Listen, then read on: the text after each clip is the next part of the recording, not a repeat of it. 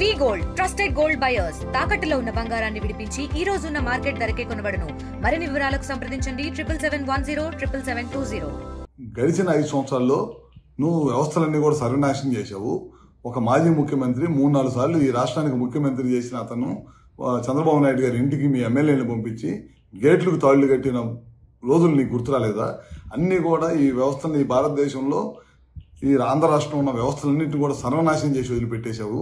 మొత్తం కూడా రాజకీయ లబ్ధి కోసం గడిచిన 5 సంవత్సరాల్లో మా కార్యకర్తలను కానీ లేకపోతే మా నాయకులను కానీ ఎవరిని కూడా బయటికి రానికుండా కేసులు పెట్టడం అన్నీ కూడా చేసి వ్యవస్థలన్నీ కూడా నాశనం చేసి వదిలిపెట్టావు.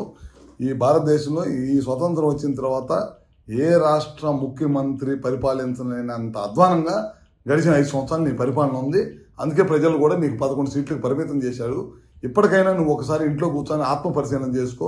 గడిచిన 5 సంవత్సరాలు ఏ విధంగా మనం పనిచేశాము, ఎందుకు ప్రజలు ఈ తీర్పిచ్చారనేది చేసుకోవాల్సిన అవసరం ఉంది. మళ్ళీ వాళ్ళ నిన్న కోడ్లో నువ్వు బయటకు వచ్చావు. ఒక ముఖ్యమంత్రిగా పనిచేసిన వాడివి కోడ్లో వెళ్ళకూడదనే విషయాన్ని నీకు తెలియదా? అది కూడా తెలియకుండా నువ్వు ముఖ్యమంత్రిగా ఏ విధంగా పనిచేసావు?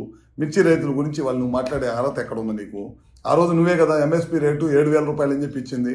మా టైంలో బ్రహ్మాండంగా ఇవాళ ముఖ్యమంత్రిగా ఢిల్లీ లెటర్ రాయటం కానీ ఇంకా మంచి రేటు రావాలని చెప్పి ఇవాళ ముఖ్యమంత్రి గారు లెటర్ రాస్తున్నారు. ఆ రోజు తుఫాను వచ్చిన రోజు నువ్వు ఏ విధంగా రైతులను పరిశీలించావు?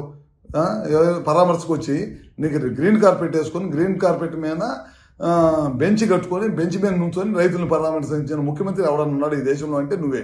ఆ రోజు అపోజిషన్ లీడర్గా ఉండి రైతుల తరఫున పోరాడిన వ్యక్తి ఎవరన్నా ఉన్నాయంటే అది మా చంద్రబాబు నాయుడు గారు.